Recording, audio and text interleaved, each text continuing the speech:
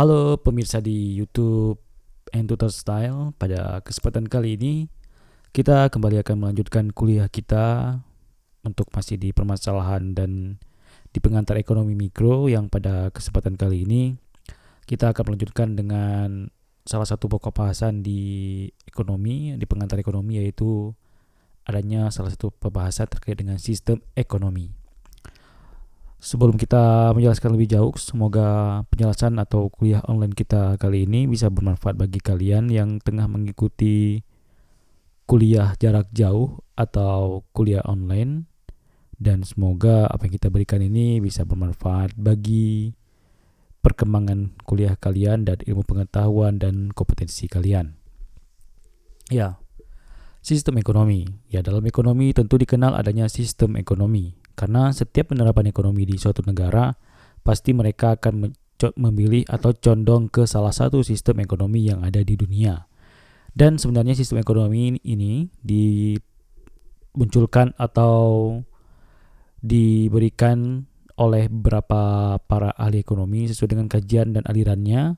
Maka dari pengkajian mereka ini timbullah 3 sistem ekonomi yang paling terkenal di dunia ini dan diterapkan baik di negara maju ataupun di negara berkembang atau di negara yang belum maju, yaitu sistem ekonomi pasar bebas yaitu kapitalis, sistem ekonomi komando yaitu sosialis, dan sistem ekonomi campuran.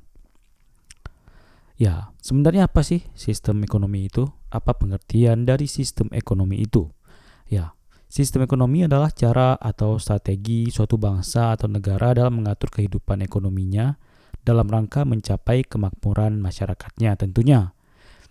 Ya, tujuan dari sistem ekonomi ini tidak lain adalah untuk kesejahteraan masyarakat, kemudahan masyarakat dalam menerapkan dan menjalankan atau mengikuti prinsip ekonomi yang dianut oleh suatu negara. Tentu yang pertama yaitu sistem ekonomi pasar bebas atau liberal. Ciri-cirinya yaitu sistem ekonomi liberal disebut juga sistem ekonomi pasar bebas atau sistem ekonomi laissez-faire.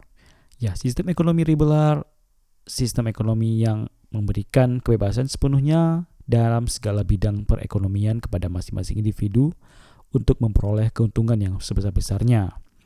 Ya, negara memberikan kekuasaan penuh kepada pasar atau masyarakatnya untuk menggali potensi ekonomi yang mereka miliki, menggunakan seluruh sumber daya yang mereka miliki tanpa adanya batasan-batasan atau peraturan atau perundang-undangan yang membatasi kegiatan ekonomi masyarakatnya. Ciri-ciri dari sistem ekonomi ini yaitu setiap orang bebas memiliki alat-alat produksi baik perorangan maupun kelompok. Harga-harga dibentuk secara bebas di pasar bebas. Kegiatan ekonomi sebagian besar dilakukan oleh swasta. Ya, campur tangan pemerintah sangat sedikit, bahkan sangat terbatas sekali. Modal mempunyai peran yang sangat penting dalam kegiatan ekonomi. Adanya kebebasan berusaha dan kebebasan bersaing dan didorong oleh motif untuk memperoleh laba yang sebesar-besarnya. Ya, tentu setiap sistem ekonomi memiliki kelebihan atau kebaikan serta kekurangannya. Untuk sistem ekonomi liberal ini memiliki kebaikan antara lain setiap individu diberikan kebebasan dan kesempatan untuk berusaha. Ya, setiap individu bebas memiliki alat-alat produksi. Setiap individu bebas memilih bidang usaha yang dia sukai dan dia minati. Persaingan dapat menyebabkan adanya dorongan untuk maju dan produksi barang dan jasa berdasarkan pada kebutuhan pasar dan kebutuhan masyarakat tentunya. Ya, tentu di balik kebaikan memiliki keburukan, yaitu kebebasan berusaha menyebabkan adanya kelompok yang sangat dominan sementara adanya kelompok yang sangat lemah. Di sini artinya mereka yang memiliki modal besar, memiliki alat produksi yang banyak, memiliki faktor produksi yang banyak, mereka akan semakin kaya, sedangkan sebaliknya mereka yang kurang memiliki faktor produksi, kurang memiliki modal, mereka bahkan akan semakin miskin. Selanjutnya itu menimbulkan monopoli yang merugikan masyarakat. Ya, pasar monopoli muncul di dalam sistem ekonomi liberal ini. Tentu ini akan sangat berefek atau sangat membahayakan bagi pasar-pasar yang lain. Selanjutnya itu menimbulkan penindasan atau eksploitasi terhadap manusia karena mengejar keuntungan yang sebesar-besarnya. Nah, di sini seluruh tenaga kerja diperas tenaganya, digunakan tenaganya sepenuhnya untuk menghasilkan seluruh produk dan keuntungan yang sebesar-besarnya bagi si perusahaan atau si pengusaha. serta tidak adanya pemerataan pendapatan karena setiap individu berlomba-lomba mencari keuntungan. Ya, ada catatan di sini bahwa untuk mengurangi kelemahan sistem ekonomi liberal, pemerintah dapat melakukan peran serta dalam kegiatan ekonomi tersebut, antara lain yaitu membuat peraturan di bidang ekonomi, menguasai sektor-sektor ekonomi yang penting, dan menetapkan pajak yang progresif. Tentu kebijakan ini untuk mengurangi dari keburukan dari sistem ekonomi liberal yang diterapkan. Selanjutnya itu sistem ekonomi yang kedua, yaitu sistem ekonomi komando atau etatisme. Ya, sistem ekonomi sosialis merupakan sistem ekonomi yang menghendaki kemakmuran masyarakat secara merata dan tidak adanya penindasan ekonomi. Untuk mewujudkan kemakmuran yang merata, pemerintah harus ikut campur dalam perekonomian. Oleh karena itu, hal tersebut mengakibatkan potensi dan daya kreasi masyarakat akan mati dan tidak adanya kebebasan individu dalam melakukan kegiatan ekonomi. Ya, sistem ekonomi ini dicetus oleh Karl Marx, ya, seorang filsuf, sejarawan, sosiologiawan, sekaligus ahli ekonomi sebagai pencetus dari sistem ekonomi komando atau sosialis. Ciri-ciri dari sistem ekonomi ini yaitu semua sumber daya ekonomi dimiliki dan dikuasai oleh negara. Seluruh kegiatan ekonomi harus diusahakan bersama. Semua perusahaan milik negara sehingga tidak ada perusahaan swasta. Segala keputusan mengenai jumlah dan jenis barang ditentukan oleh pemerintah, dan harga-harga dan penyaluran barang dikendalikan oleh negara atau dikendalikan oleh pemerintah, dan semua warga negara adalah karyawan bagi negara. Dan kelebihan dari sistem ekonomi ini yaitu semua kegiatan dan masalah ekonomi dikendalikan pemerintah, sehingga pemerintah mudah melakukan pengawasan terhadap jalannya perekonomian. Ya, tidak adanya kesenjangan ekonomi antara si kaya dan si miskin karena distribusi pemerintah dapat dilakukan secara merata. Selanjutnya, pemerintah bisa lebih mudah melakukan pengaturan terhadap barang dan jasa yang akan diproduksi sesuai dengan kebutuhan masyarakat, dan pemerintah juga lebih mudah ikut campur dalam pembentukan harga.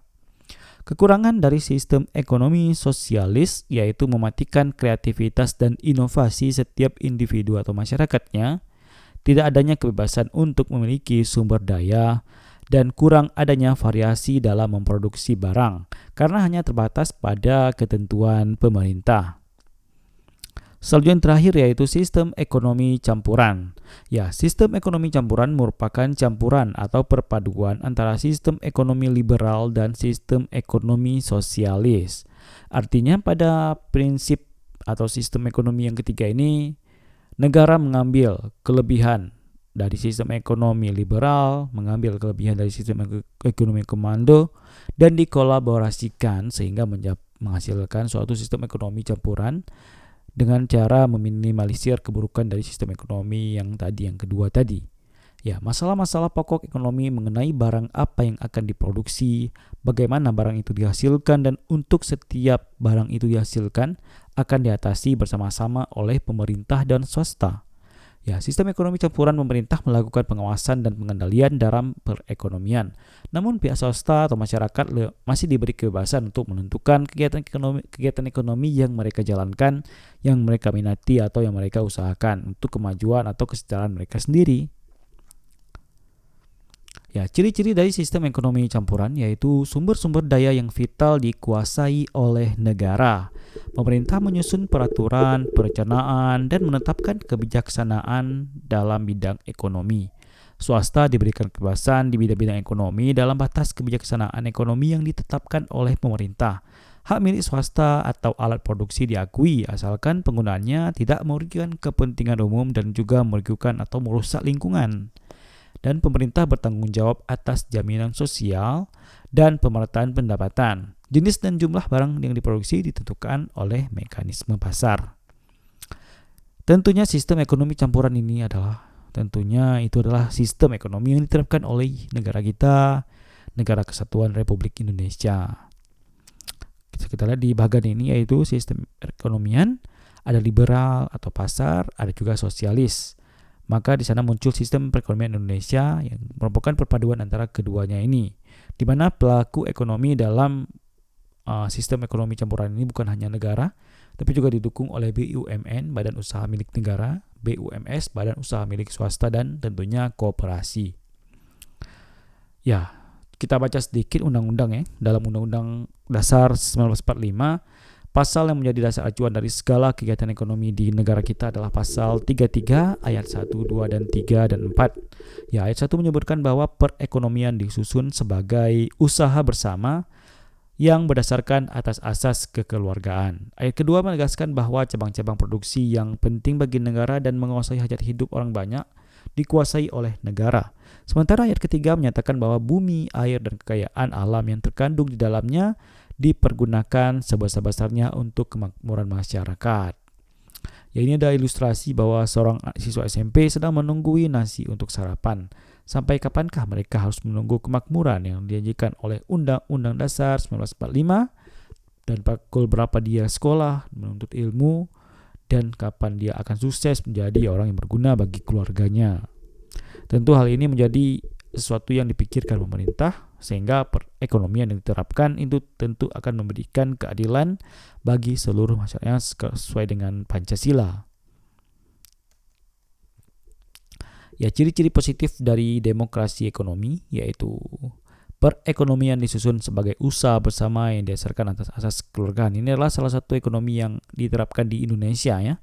Bisa dibaca cabang-cabang produksi yang dianggap penting oleh negara bersifat publik dan menguasai hajat hidup orang banyak harus dikelola oleh negara untuk kepentingan banyak atau kepentingan rakyat banyak.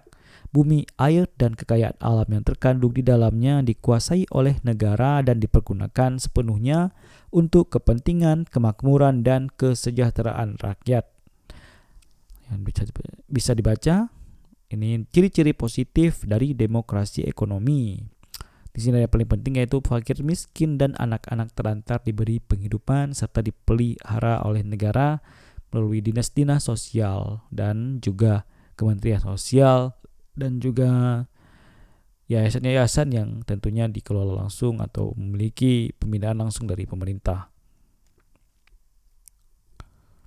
Ini adalah salah satu ilustrasi yaitu protet di antara kita, yaitu anak-anak ini harus mengemis untuk membayar sekolah. Dalam sistem perekonomian, fakir miskin seperti mereka seharusnya itu diberi penghidupan dan dipelihara oleh negara.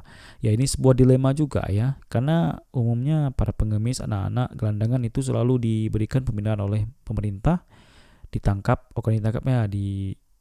dikumpulkan dan dibina, diberikan keahlian, tapi justru mereka ketika setelah dilepas ke masyarakat, mereka kembali menjadi gelandangan, menjadi pengemis, menjadi pengamen, dan tentunya tetap menjadi fakir miskin karena tidak mau berusaha tentunya.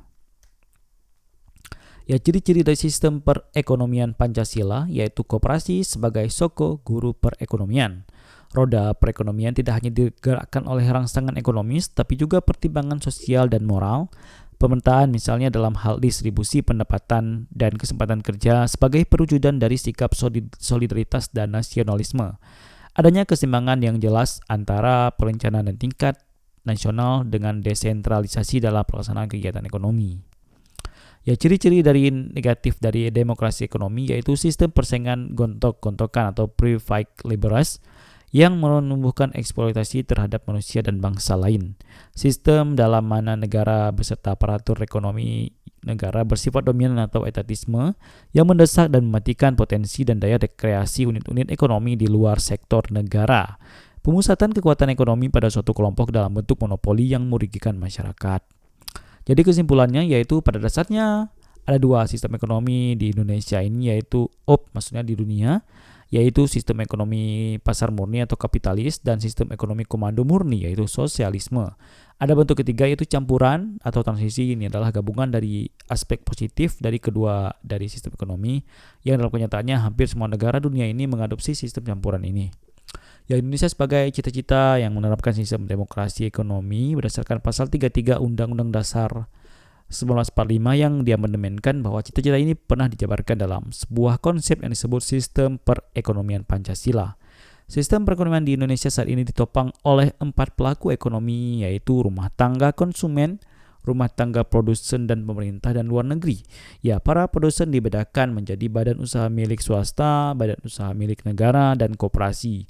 Ketiganya disebut sebagai sektor formal.